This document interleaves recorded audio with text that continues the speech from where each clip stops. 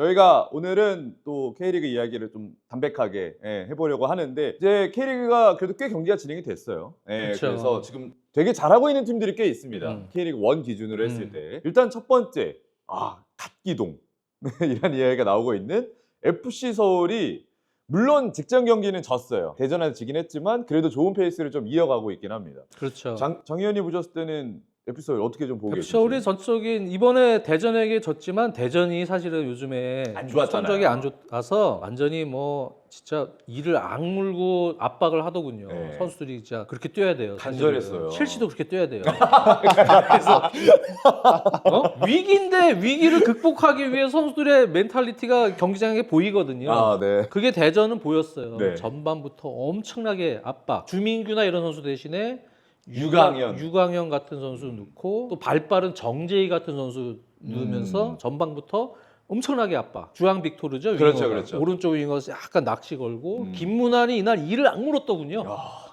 내가 이 경기 때 대표팀에서 뽑혀야 될 이유가 뭔지를 보여주겠어. 그러면서 진짜 그 경기 공격적 좋았어. 그러면서 싹 돌아가면 김봉수가 중심 잡아주다가 딱 패스해 넣어서 그래서 골 넣었잖아요. 그렇죠. 첫 골. 그런 식으로 해서 크로스 해갖고 대전이 그런 어떤 멘탈리티적인 부분이 그날은 강했어요.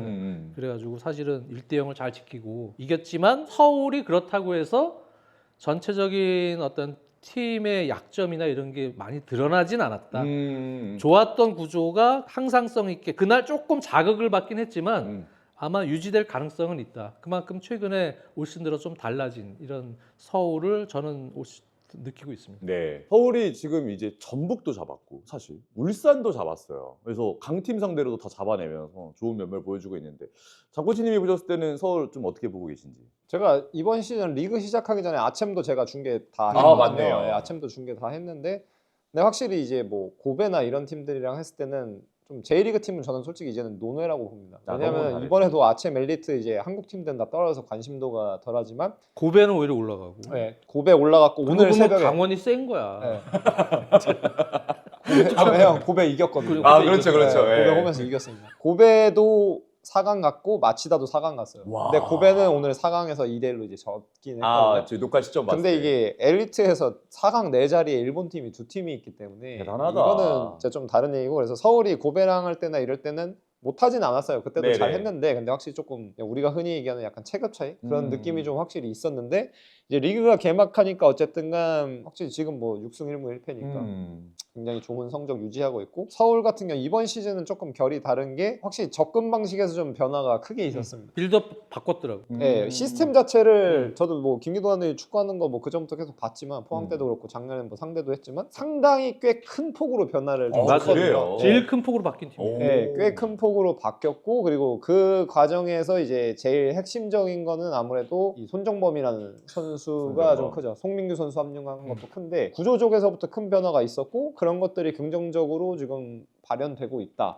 네, 뭐 이렇게 요약할 수 있을 것 같습니다. 간략하게 전술적으로 뭐가 전술적으로 바뀌었냐면 어떤 게 바뀌었는지 한번 설명을 해주시면 좋을 것 같습니다. 이제 조금씩 이제 팀에 적응시키고 있던 그래서 전지훈련 끝나고 이제 개막 시점부터 딱 보니까 이제 이렇게 해도 되겠다라고 확신을 한 것 같아요. 김기동 감독이. 그래서 아마 코칭 스태프하고도 요즘에 현대 축구에 가장 가까운 운영을 하더라고요. K리그 있는 팀들 중에. 네. 그게 왜 그런가 딱 봤더니 야잔이라는 선수가 있어요. 네. 그리고 스페인 2부 리그에서 뛰던 로스라는 선수가 있어요. 네, 이 선수가 나름 왼발 빌드업도 네, 네. 좋고 수비력이 있더라고요. 2부 리그에서는 그래도 경쟁력이 있는 리그니까 거기서 뛰던 선수가 있고 바베츠라는 중심을 잡아주는 그러니까요. 선수가 있는데 최준과 김진수 선수가 빌드업 시에는 이렇게 중앙지하고도 들어와요. 네, 이거 키퍼가 있으면은 구성형 키퍼가 있으면은 이렇게 해서 최준 선수도 이렇게 중앙으로 들어와요. 그러면 바베츠 선수가 2-3 빌드업이 될 때도 있고 전적인 구조는 그리고 이제 상황에 따라서 상대 압박하는 형태에 따라서 조금 더 안정적으로 내려와서 라볼 피아나처럼 역할도 해줘요. 여기서 이거를 아주 유연하게 잘해줘요. 이 바베츠라는 선수가 패싱력도 있고 밸런스가 좋더라고요. 정말 좋은 중앙 미드필더를 영입했는데 제일 잘 써먹는 전술을 지금 쓰고 있다. 네, 서울이요. 그러다 보니까 빌드업이 안정이 되니까 상대가 강하게 프레싱을 걸어도 가지수가 되게 많아졌어요. 풀 수 있는 가지수가. 그래서 최준이 이제 이렇게 들어올 때 약간 김진수가 빠져주기도 하고 또 김진수가 이렇게 들어올 때 최준이 빠져주기도 하고 이러면서 이제 좌우의 폭도 상대에 따라서 이걸 벌렸다, 오므렸다, 또 종적으로도 바베츠를 데리고 내렸다, 올렸다 이런 식으로 이제 운영이 가능한 거예요. 여기 이제 중앙 미드필더로 뭐 이승모가 됐던, 뭐 손정범이 됐던, 요즘에 손정범은 공격처럼 쓰이지만 그런 식으로 멀티적인 역할을 할 수 있는 선수가 또 중간중간 양념을 넣어주면서 상당히 안정적인 빌드업 패턴으로 파이널 서드까지 최근 2시즌 중에 가장 쉽게 접근을 해요. 서울이. 여기까지. 3분의 1 지점이면 한 2지점까지는 그렇죠. 너무 쉽게 잘 와요. 정말 서울이. 그래서 구조를 일단 잘 만들어놨어요. 그러면 이제 이 위치부터는 어떻게 되느냐. 그러면 이 위치부터는 요즘엔 손정범 선수가 뭐 어린 선수 좀 나오지만 이 선수가 정말 물건이에요. 이 선수가 뭐 전방위적으로 박스 투 박스 수비에도 가담을 많이 해주고 활동량이 일단 많고요. 기술적인 역량이나 기본기나 체격 조건이나 여러 가지 부분을 어린 선수지만 되게 잘 갖추고 좋고 나이가 어린데 밸런스도 좋고 선수가 있고 그다음에 이제 여기서 공격수가 수비를 끌고 다니면서 클리말라가 됐든 뭐 이런 수가 있어요.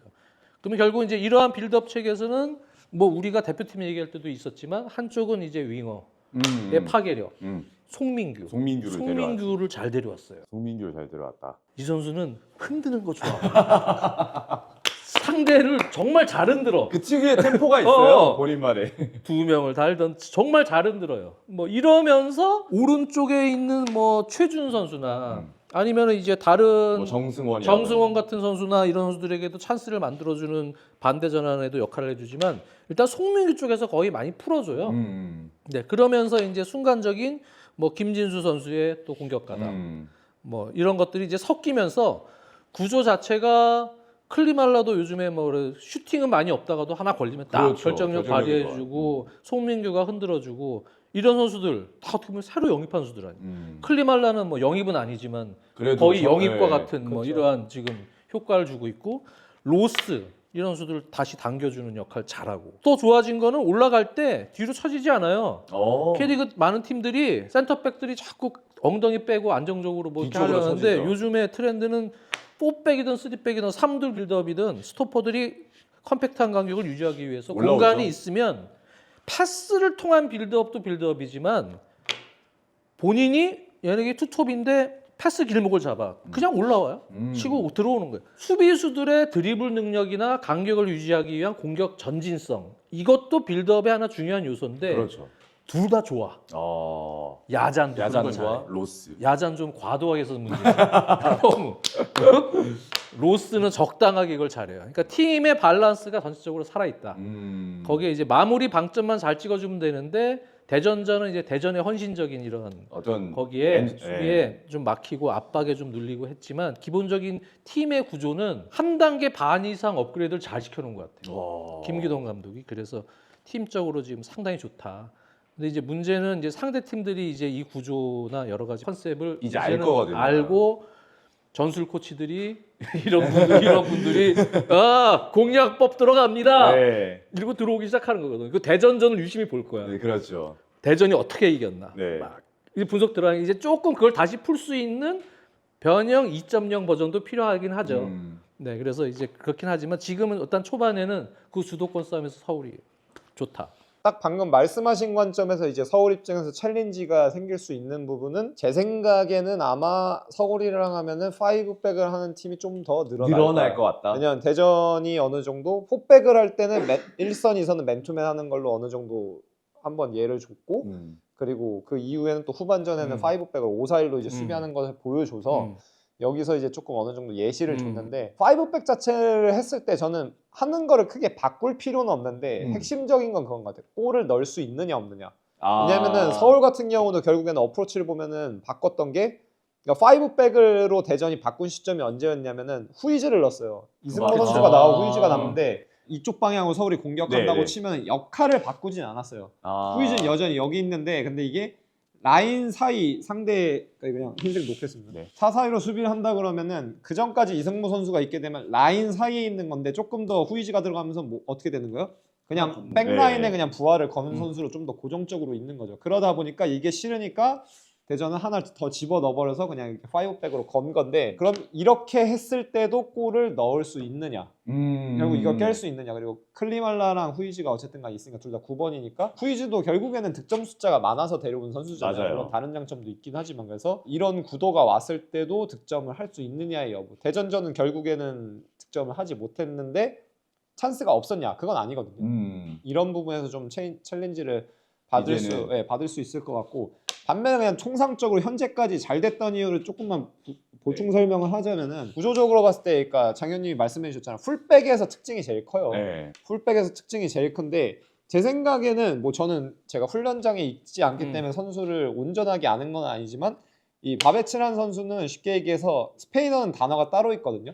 그러니까 4-3-3에서 이렇게 그냥 솔로로 6번 있는 거랑 이 더블 피봇 있을 때 투미들로 있는 거랑 단어가 달라요. 어떻게 설명을 하나요? 스페인어는 그냥 피봇대라 그러고요. 네. 근데 이거는 메디오 센트로라 그래요. 메디오 센터로. 네, 메디오 센터에서 이건 6번이에요. 그러니까 바베츠는 제가 봤을 때 그냥 메디오 센트로예요. 유형상. 그러니까 부스케츠가 과거에 그랬던 것처럼 그렇죠. 예. 6번이어서 온전하게 그냥 이 공간에 대한 거를 그냥 한 명한테 몰아주는 거죠. 이제 스페인 대표팀이 이제 과거로 보면은 델보스케가 남아공 우승했을 때가 높게 평가받는 게 뭐예요? 아무도 부스케츠랑 샤비 알론소를 같이 했을 거라고 생각을 안 했어요. 근데 왜냐면 부스케츠는 항상 이 그렇죠, 6번이었으니까. 네. 근데 이 둘을 같이 써서 성공을 시켰기 때문에 의의가 있는 건데 어쨌든간 바베츠라는 선수가 있다 보니까 택한 것도 있고 바베츠라는 선수가 있으니까 풀백을 어떻게 쓰는 거예요? 그냥 방금 말씀하신 것처럼 안으로 쓰는 거죠. 근데 안으로 쓰는 건데 이 여기서 나오는 의의는 구체적으로는 뭐냐면은 구도로 봤을 때 그러니까 뭐 구조적으로 봤을 때 2-3-5가 나오는 건 맞아요. 네네. 2-3-5가 나오는 건 맞는데 상황으로 전술적 상황으로 이제 의의 자체를 찾아보게 되면은 풀백이 여기 있다가 근데 이것도 달라요. 눈 뒤로 들어가냐 눈 앞으로 들어가냐 그쵸. 다른데 이 둘은 기본적으로는 그냥 눈 앞으로 들어와서 이렇게 들어와요. 그럼 안에 데리고 간다는 거네요. 네, 그러면은 발생하는 문제는 뭐예요? 수비 입장에서는 이거를 안 따라가자니 어떻게 돼요? 안 따라가자니 센터백이 걸려있고 6번이 있으니까 어디가 열려요? 이게 열리고 가운데가 열리고 이게 열리고 만약에 따라가면은 이게 사이드가 서울에서 열리지. 서울에서 나오는 제일 많은 문제인데 상대팀이 겪는 문제인데 오른쪽 측면이 조금 더 강해요. 사이드가 열리면은 이게 어떻게 돼요? 여기서 윙이 내려와서 이게 내려와서 받으니까 그러면은 이거를 누가 따라가야 돼요? 풀백이 풀백이 와서 따라가. 그럼 어디가 벌어져요? 등 뒤가 벌어지. 이게 벌어졌을 때 이걸 누가 가는 거야? 이걸 손정범이 가는 거야. 그래서 손정범이 계속 부각이 되는 거구나. 대전전도 보면 엔드라인 거의 끝까지 가서 크로스 올렸는데 그거 들어갈 뻔한 찬스 장면이 있었거든요. 그러니까 손정범 선수는 저는 되게 높게 평가하는 건 뭐냐면은 케빈 더브라이너가 거의 딱 방점을 찍은 역할이죠. 그렇죠, 우리가 그렇죠. 메잘라라고 하는 거. 메잘라는 영어로 하면 하프윙어잖아요. 그렇죠. 하프윙어인데 결국에는 이거를 잘하는 선수는 신체적으로도 그렇고 기술적으로도 그렇고 말 그대로 하프 윙어여야 돼요. 지구력적으로도 그렇고 폭발력적인 능력이 꽤 있어야 된단 말이죠.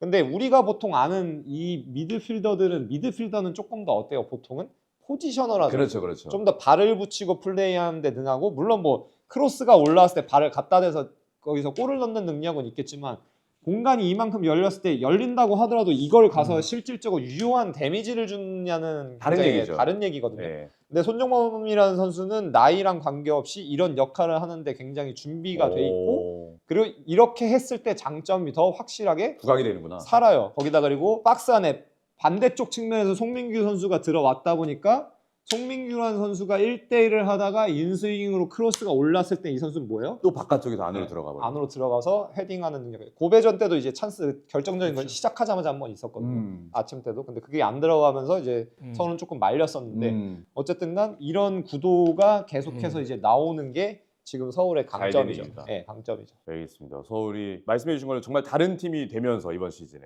영입도 잘했고요. 전체로 조직 영입을 잘했어. 네. 네. 그걸 또 잘 맞췄어. 잘 맞췄어요. 네. 그래서 지금 뭐 흐름이 가장 좋은 팀이다. 근데 이제 역시 방점 찍어줘야 돼. 공격수들이 이제 좀 있으면은 우리 장코치님께서 말씀해 주셨지만 상대 팀들이 그래 빌드업 잘하네.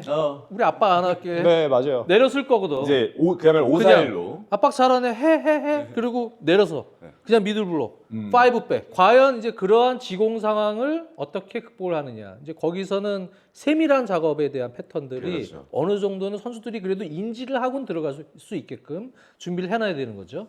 그 과정을 이제 코치 스텝이 잘 잡아줄 것 같습니다.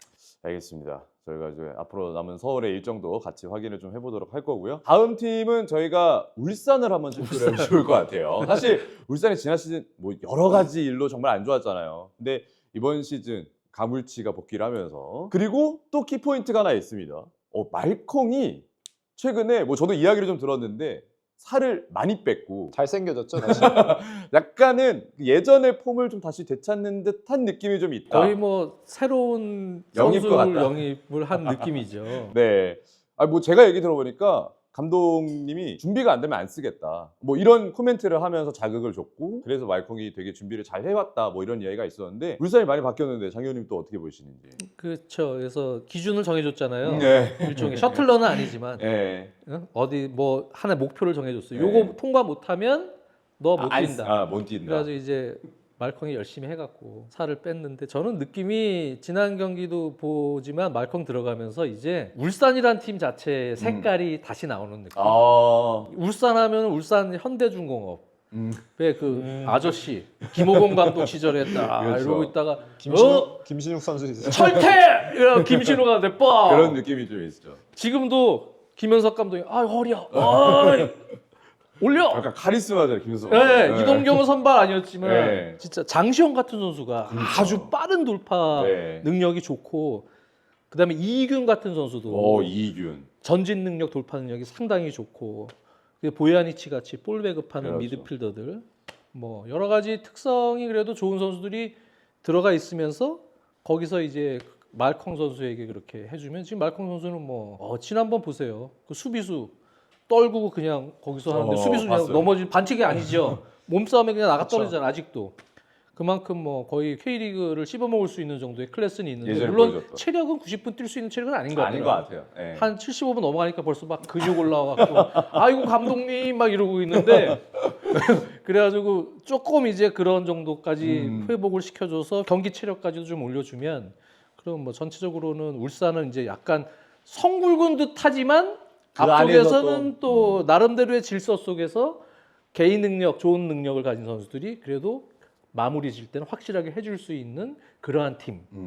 그러한 팀 컬러가 지난번 경기를 통해서 좀 느껴졌어요. 그래서 말콩 진짜 말콩 잘 쓰면은 전 경기를 다 나오긴 힘들겠지만 시간 수를 좀 조정해주면 그래도 한 20골은 넣을 수 있겠다. 그렇게 생각을 좀 하고. 그렇죠. 그런 생각까지 하게 됐어요. 물론 야구가 이제 어떻게 같이 하냐, 하느냐의 네. 문제인데 울산 참 매력 있는 팀이 된 것 같아요. 김현석 감독도 매력 있고 사실 그 울산에 딱 맞는 감독이거든. 정확히 울산스러운 감독님. 네. 김정남 감독, 김호곤 감독이 약간 그런 스타일이 이게 딱 있어야 돼. 네. 울산은 물론 뭐 홍명보 감독도 울산 시절에 또 좋았으니까. 약간 뭐 어쨌든 간에 그런 좀 이렇게 딱 앉아서 무게가 있잖아요. 그냥 뭐 전술가는 아니야. 뭐 그렇지만 네. 하여튼 딱 매니징을 딱 잘하는. 그렇죠. 매니징. 네. 그 옆에서 이제 또 많이 도와주고 그런 선수 필요하고 또 누군가 또 경기장에서 해줘.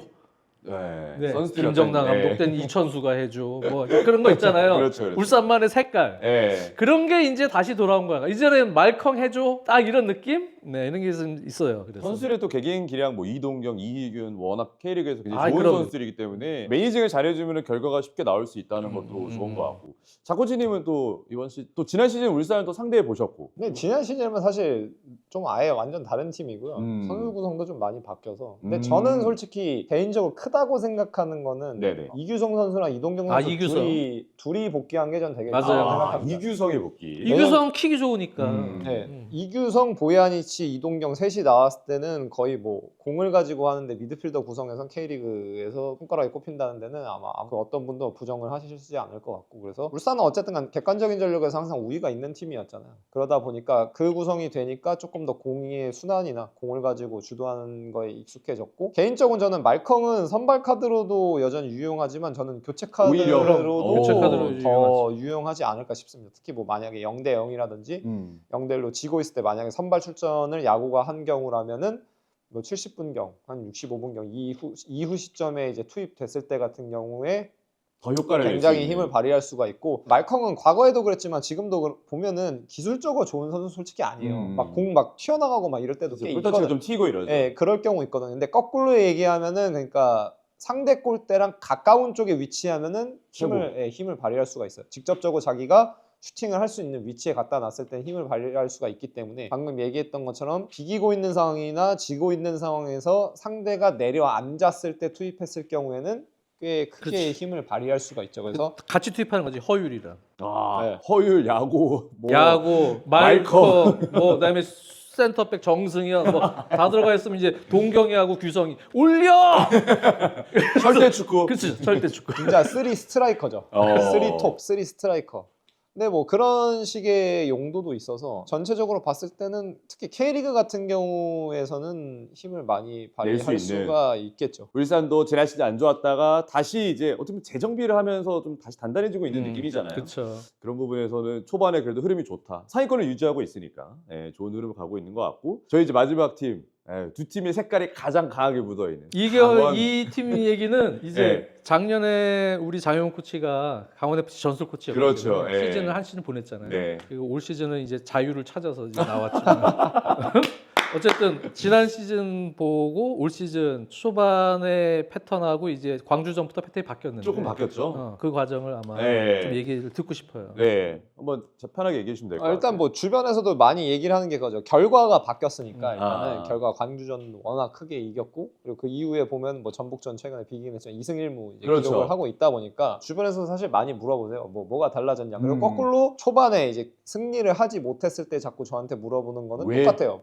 뭐가 달라졌냐 작년이랑 아. 왜 못 이기냐. 네. 를 물어보셨는데 저는 솔직하게 말하면은 지금은 제가 팀 안에 있지는 않지만 저는 크게 그렇게까지 달라진 건 없다고 봅니다. 예, 전형적으로 이제 경기에서 이기지 못했을 때 시즌 초반을 보면은 제일 큰 문제는 뭐예요? 골이 안 들어가는 거예요. 아. 골을 못 넣는 거고 그런 부분에서는 이제 뭐 제가 최근에는 이제 뭐 모재현이랑도 이제 연락하고 했지만 이제 선수들도 이제 좀 그런 데서 부담을 많이 느끼는 거죠. 아, 초반에. 특히 직접적으로 득점을 해줘야 되는 선수들이 분명히 있는 거는 있는데. 맞는데 그 선수들이 그러니까 저는 그래요. 그 선수들이 득점을 할 능력이 없냐? 아니거든요. 여태까지 득점을 해왔고 그러니까 K리그에서도 지금까지 좋은 선수로 인지가 되고 있는 건데 그럼 득점할 능력이 있는 선수들이 득점 찬스가 와서 득점이 안 들어가다 보니까 그게 선수들한테 스트레스고 그게 더 올가매는 거죠. 그게 한번 해소되는 시점이 있어야 되는데 그게 해소되는 시점이 또 웃긴 건 뭐예요? 그건 해소될 수 있는 방법 하나밖에 없어요. 뭐예요? 골인 거예요. 골이 들어가야 해소가 되는 건데 최근에 결국 해소가 됐고 반면에 이제 광주전부터 조금 이제 달라진 거는 그거죠. 아무래도 육안적으로 봤을 때 수비할 때 수비할 때인데 이제 라인업 보면은 이제 딱 보이는 게 그거죠. 병찬이 같은 경우가 그러니까. 선발로 이제 들어갔는데 병찬이 같은 경우는 이제 선수 컬러가 되게 확실한 선수죠. 확실한 선수여서 이게 최근 경기들에서는 많이 부각되고 있지만 지난 시즌에도 사실 이런 경기가 없었던 건 아니에요. 네. 없었던 건 아니어서 지난 시즌에도 대표적인 경기가 뭐였냐면은 광주랑 춘천에서 저희가 맨 처음에 했을 때 그쵸. 그때도 1대0으로 이겼거든요. 네. 그때도 유현이가 크로스 올려서 병찬이가 골 넣었어요. 최병찬 음. 선수가 득점했는데 그때도 최병찬 선수가 선발로 이제 나왔었거든요. 나왔던 경기였기. 그래서 이 선수는 일단은 그냥 흔히 얘기하는 요새 말로는 에너지 레벨이 굉장히 이제 좋은 선수. 높은 선수죠. 진짜 그러니까 투입을 할 당시도 그렇고 선수의 마인드도 그렇지만 45분만 뛰고 나가더라도 내가 할 수 있는 모든 100을 다 거를 태우는. 네, 내가 모든 걸 할 수 있는 걸 다 쏟아내는 선수기 때문에 그런 차원에서 아마 그 광주전도 그렇고 투입이 됐을 거고 이미 지난 시즌에도 그런 경기가 몇 경기 있었습니다. 방금 얘기했던 광주전은 본인이 심지어 헤더를 넣어서 승리를 했었고 그 외에도 보게 되면 시스템은 4-4-2는 아니었지만 이제 뭐 코리아컵 때 전북 원정 갔을 때 1차전 때도 최병찬 선수가 투톱 들어가가지고 진짜 압박 같은 경우 엄청 적극적으로 해서 전북이 저희가 저번에도 얘기했었는데 전북이 그 변화를 가져가기 전에 그냥 압박을 시작해버리는 거예요. 네, 그러면은 그 로테이션이 안 돌아가거든요. 모션 오펜스가 안 돌아가 버리니까 압박을 했었는데 어쨌든간 최근 경기에서는 이제 최병찬 선수가 들어가면서 압박 지점 자체가 좀 더 높아졌죠. 네. 높아졌고 압박을 하는 빈도도 그러니까 올라갔고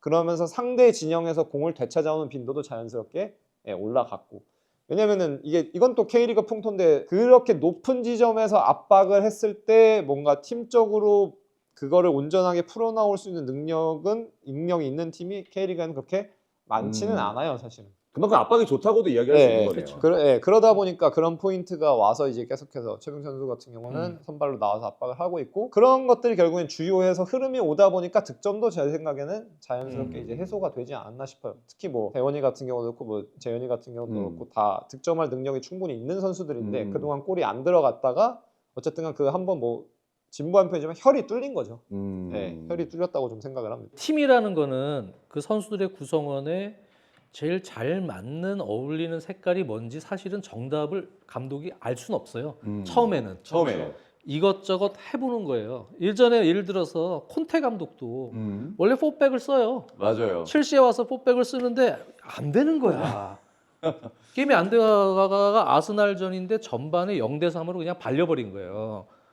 그러니까 후반에 그 전에 이제 약간 그런 얘기가 있었는데 한번 백3를 한번 써볼까? 이런 이제 구상을 한 적이 있거든요. 그래서 아스필쿠에타 같은 유형을 백4의 오른쪽 수비수가 아닌 3백 스토퍼로 놓고 오히려 빅터 모지스 같은 유형을 윙백으로 한번 쓰면서 한번 바꿔보자. 그래서 후반에 아스날은 후반에 바꿨어. 이 게임이 도는 거야. 도네? 그러더니 그 다음부터 그거를 갖다 주구장창 쭉 밀고 들어가니까 연승인 거예요. 쫙. 그래서 우승을 한 거 아니에요? 초반에 그렇게 좋지 않은 팀을.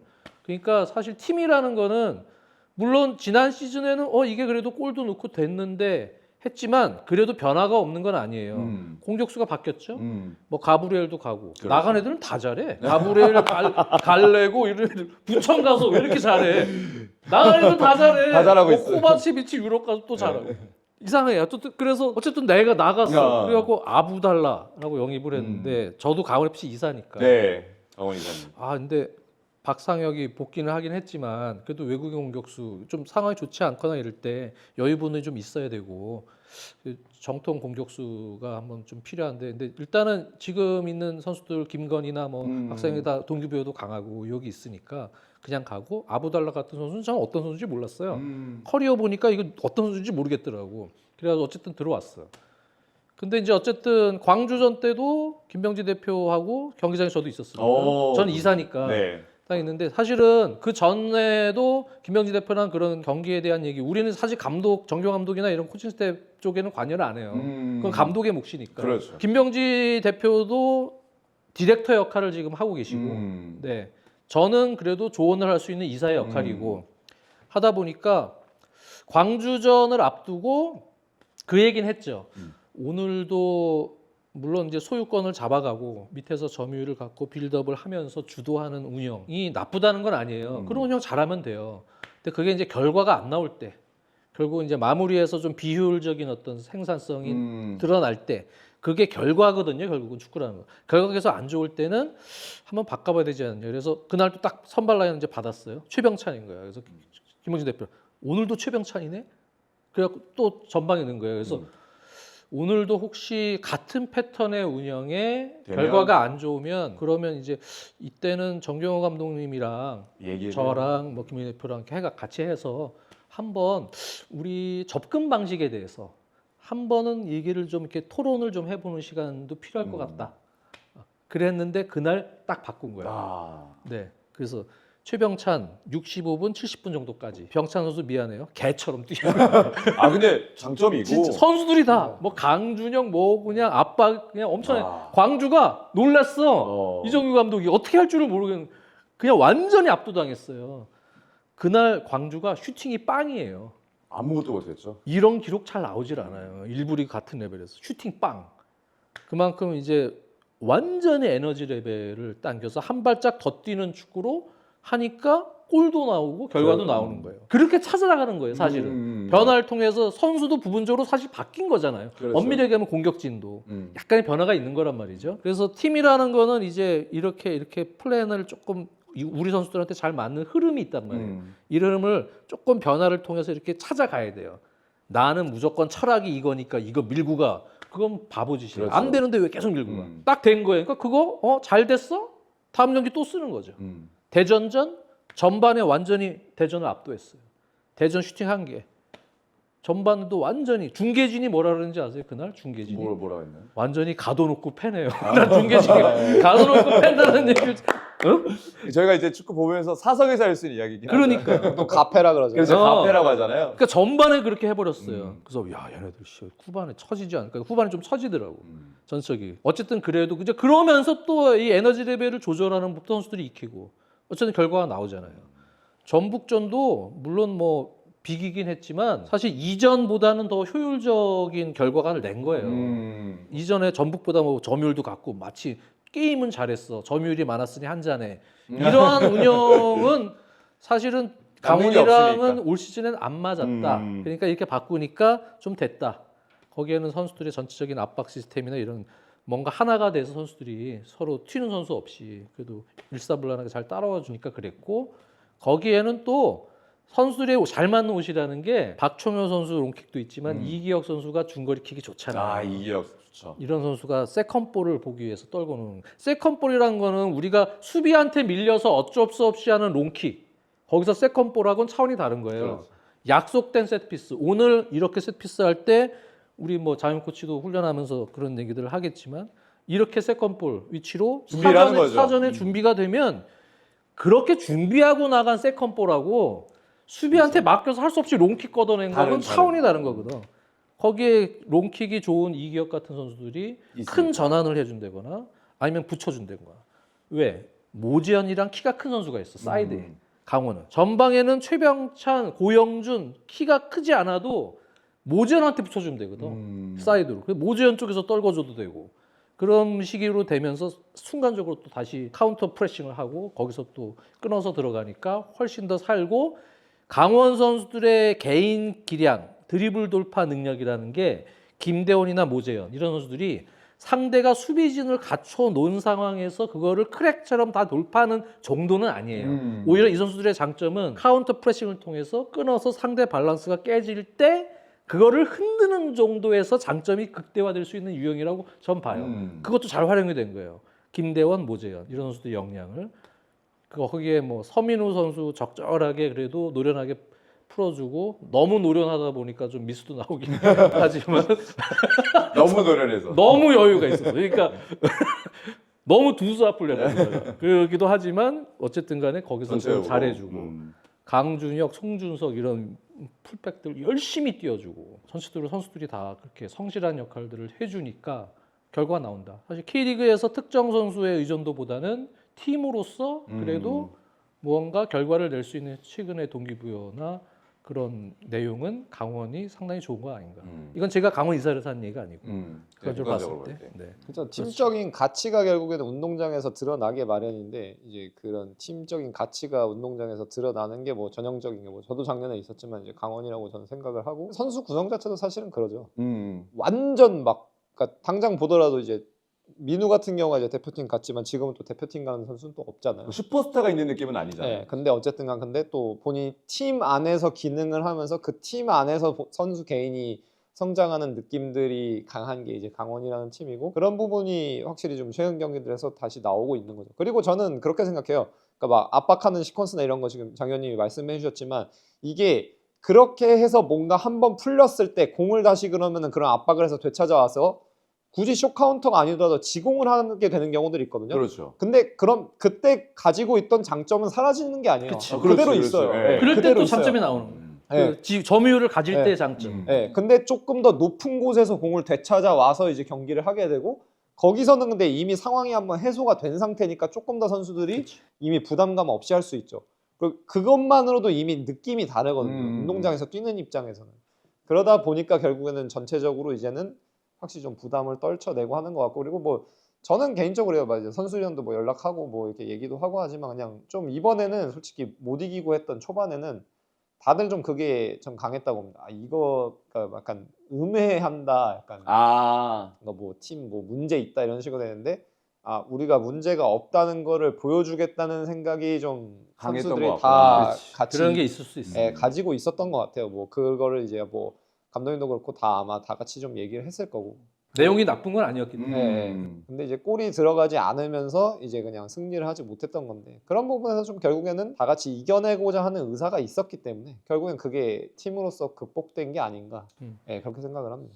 근데 지금 얘기한 게 되게 핵심 중에 하나가 요즘에는 우리는 이제 뻥축구라는 게 굳이 나쁘다 이렇게 인식하는 분들도 있겠지만 그 뻥축구라는 게 사실은 잘 그 계획화되어 있는 상당히 효율적이죠. 좋은 킥에서 왜 그러냐면 요즘에 세컨볼을 따내는 확률이 강원이 되게 높아요. 조금 중요한데. 예, 서브단 확률이 되게 높아요. 이거는 이제 잘 준비가 돼 있기 때문에 가능한 거고 높은 지점에서 세컨볼을 따냈을 때 이렇게 점유율을 갖고 운영하던 훈련이 돼 있는 팀들은 또 장점이 나와요. 거기서 또 볼을 돌릴 수 있거든. 돌리면서 더 높은 위치에서 게임을 리드할 수 있는 장점이 있고 그리고 강원 같은 경우는 내려섰을 때 조직화된 블록 수비에 대한 훈련도 이미 잘 돼 있는 팀이에요. 그러니까 뭐 후반에 체력이 떨어져서 조금 밀려서 수비적으로 좀 블록 수비를 하는 형태가 오래되더라도 내려서서 또 지켜내는 힘도 강원이 은근히 셉니다. 네. 그렇기 때문에 전체적으로는 강원이 여러 가지 장점을 지금 게임 전후반 운영하는 어떤 형태에서 지금의 시스템이 그래도 잘 맞아 떨어지고 있다. 체력이 좀 떨어질 때 내려서서 블록 수비가 좀 되고 있고 또 세컨볼에서는 약간의 공을 소유할 수 있는 시간에서는 주도할 수 있는 흐름도 생기고 그러다가 득점도 나오고 여러 가지 형태에서는 그래도 조금 현재 흐름으로 가는 것이 난데 또 요것도 잘 안 풀리면 또 그다음에는 이제 중간 단계 타협점을 또 찾을 수 있는 그럼요. 것도 감독의 어떤 능력이고 그런 판단들을 잘 하면 되는 거고 이제 공격진에 또 여름 지나면 보강이 된 상황에서 또 여기는 약간 변화도 있을 거예요. 지금 계획 중인. 그러니까 그렇게 되면은 또 약간의 또 변화도 생기니까 그렇게 되면 되는데 어쨌든 감독은 그런 여러 가지 그 변수에 대해서 많은 그 준비가 돼 있는 플랜들이 있어야 되고 그걸 도전할 수 있는 용기가 있어야 돼요. 저는 그렇게 생각합니다.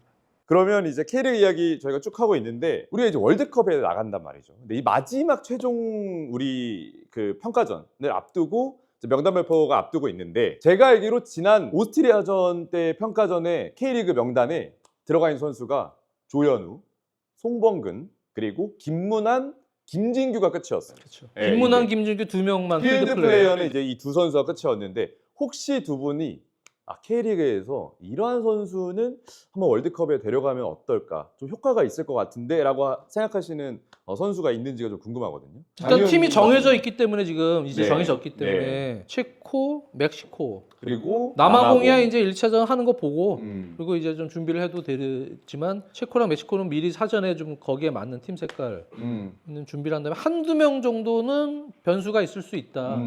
그러려면 역시 이제 챔피언십이나 이런 데서 뛰는 뭐 여러 형태의 윙어들도 있고 우리가 지금 그렇지만 미드필더도 있고 그렇지만 K리그에서도 사실은 상당히 좋은 폼을 보이고 있는 선수가 있다면 두 라인을 면밀하게 같이 몸 상태나 여러 가지 폼을 검토를 해서 검토해봐서. 지금 K리그는 예를 들어 앱서울은 송민규 송민규. 지금 폼이 지금 상당히 좋죠. 그렇죠. 네.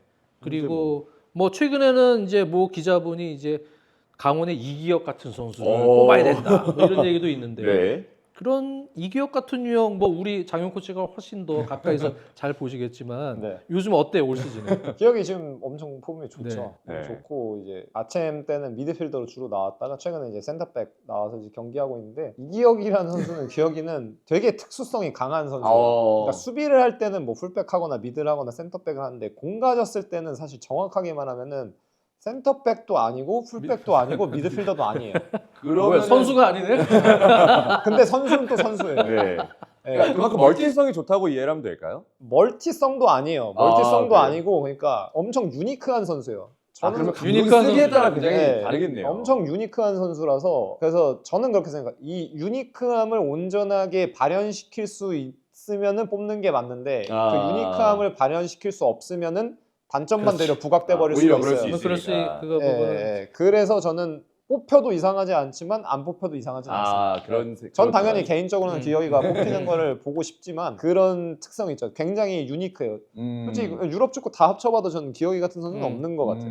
저는 없는 거. 이제 유럽파들은 많이 뽑을 때 꼭 왼발잡이 센터백만 대표팀이 고집할 필요는 없다. 왼발잡이 센터백들이 지금 일본에서 주로 뛰거든요. 김주성 선수든 그쵸. 김태현 선수든 다 있는데 히로시마, 뭐 가시마 이런 데서 뛰는데, 근데 일본 J리그파들 말고 국내에서도 한 번은 그래도 볼만하지 않나? 색깔 있는 선수를 네. 한번 봄으로써 해서 또는 이제 전북의 조이제 같은 수비가 수비수가 굉장히 요즘에 좋죠.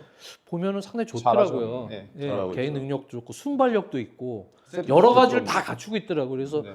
그런 선수들도 한번 뽑아서 물론 이제 센터백은 계속 같이 호흡을 맞추는 것이 중요하긴 하지만 중요하긴 한데. 사실 우리 대표팀 맨날 바뀌잖아.